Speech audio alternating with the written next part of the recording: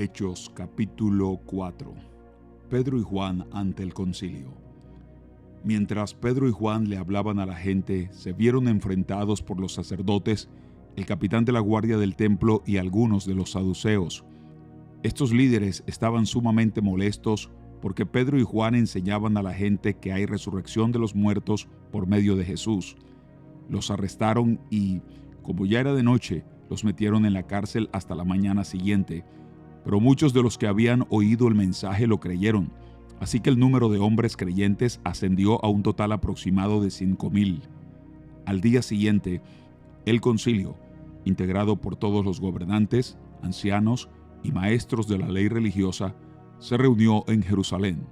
El sumo sacerdote, Anás, estaba presente junto con Caifás, Juan, Alejandro y otros parientes del sumo sacerdote. Hicieron entrar a los 2 discípulos y les preguntaron: ¿con qué poder o en nombre de quién han hecho esto? Entonces Pedro, lleno del Espíritu Santo, les dijo: gobernantes y ancianos de nuestro pueblo, ¿nos interrogan hoy por haber hecho una buena obra a un lisiado? ¿Quieren saber cómo fue sanado?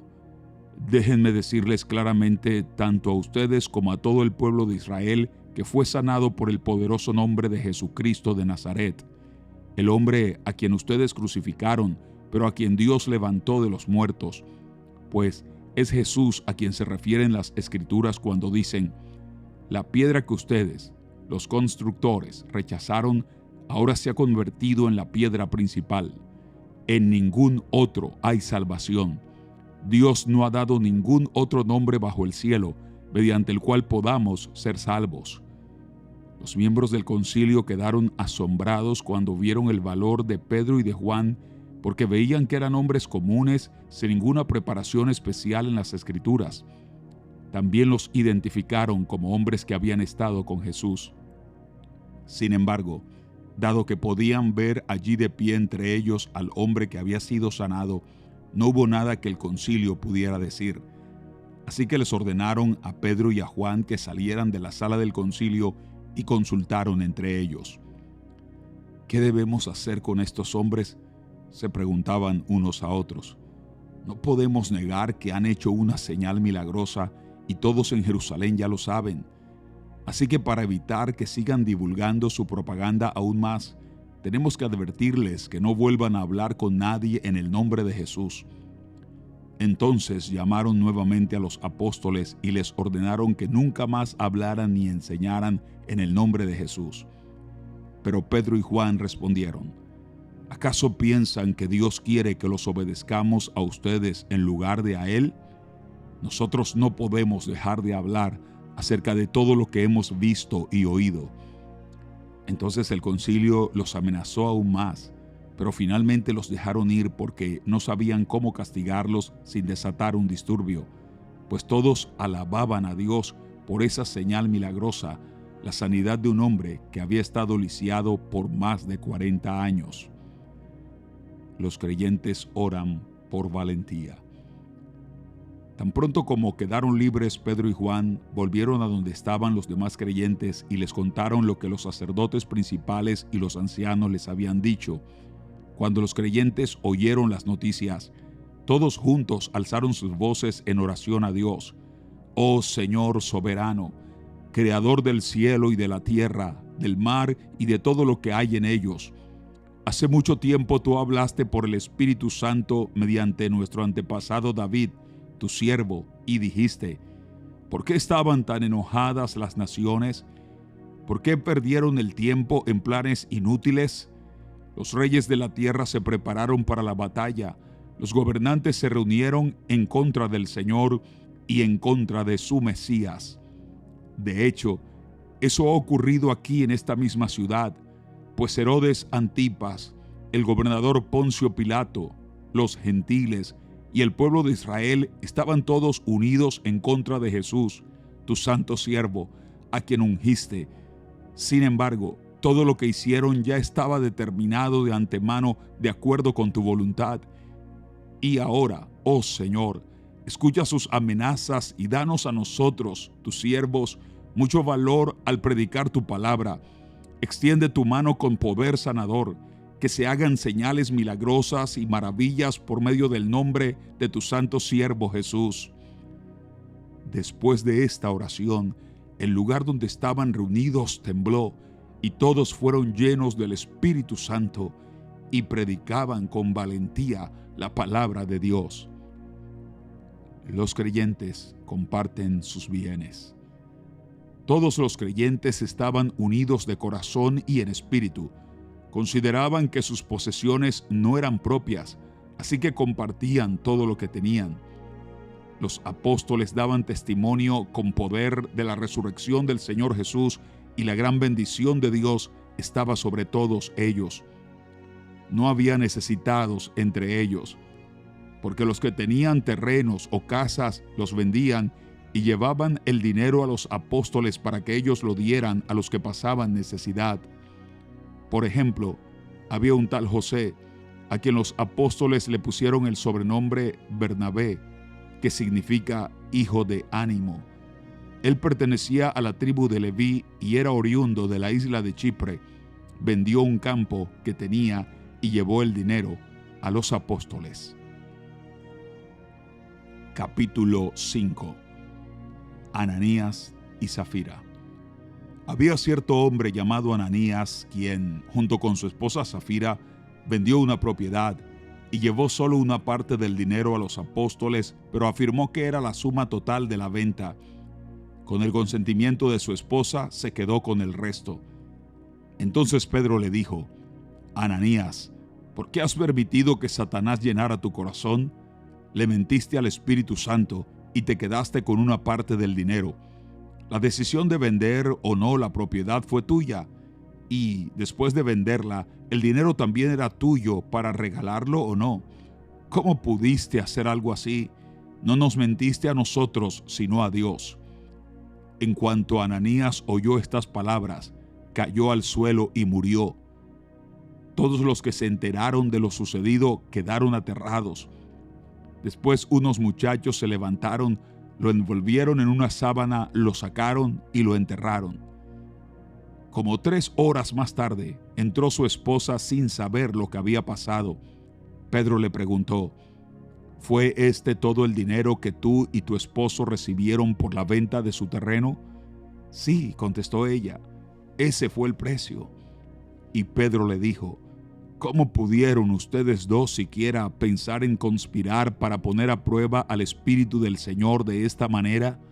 Los jóvenes que enterraron a tu esposo están justo afuera de la puerta. Ellos también te sacarán cargando a ti. Al instante, ella cayó al suelo y murió. Cuando los jóvenes entraron y vieron que estaba muerta, la sacaron y la enterraron al lado de su esposo.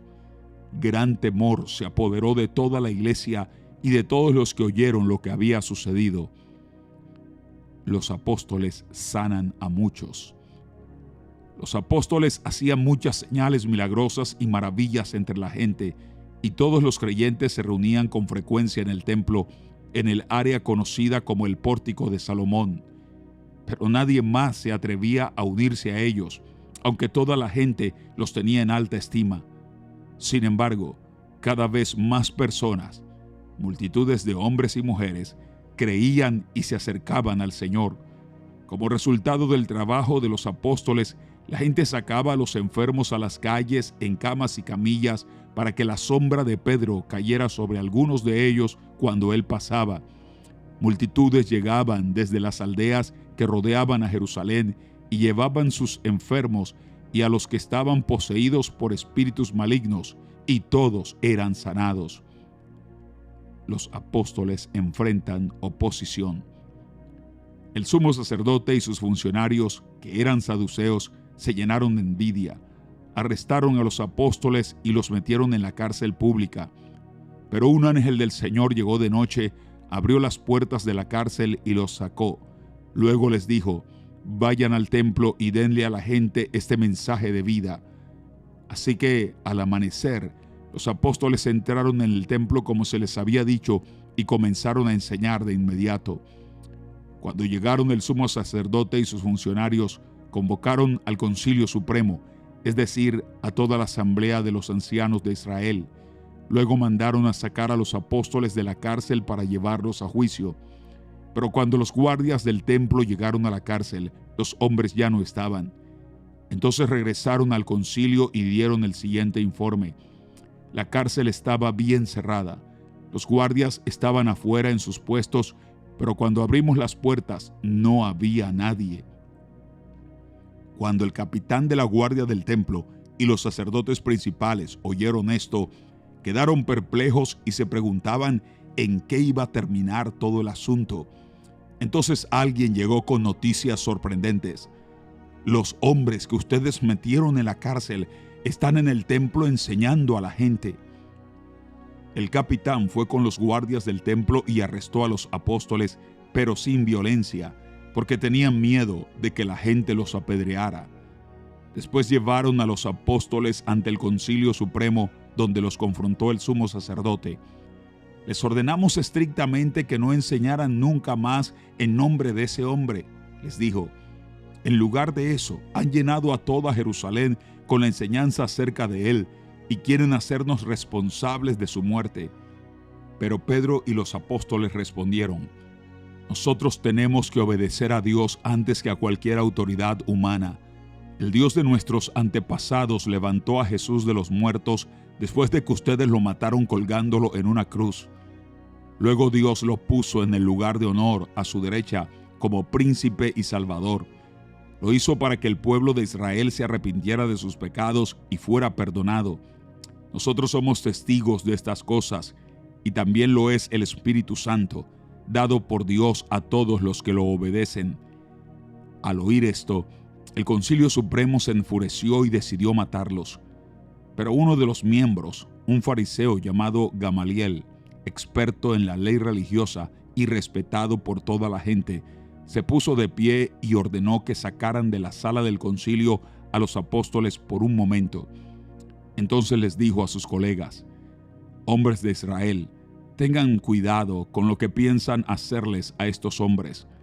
Hace algún tiempo hubo un tal Teudas, quien fingía ser alguien importante.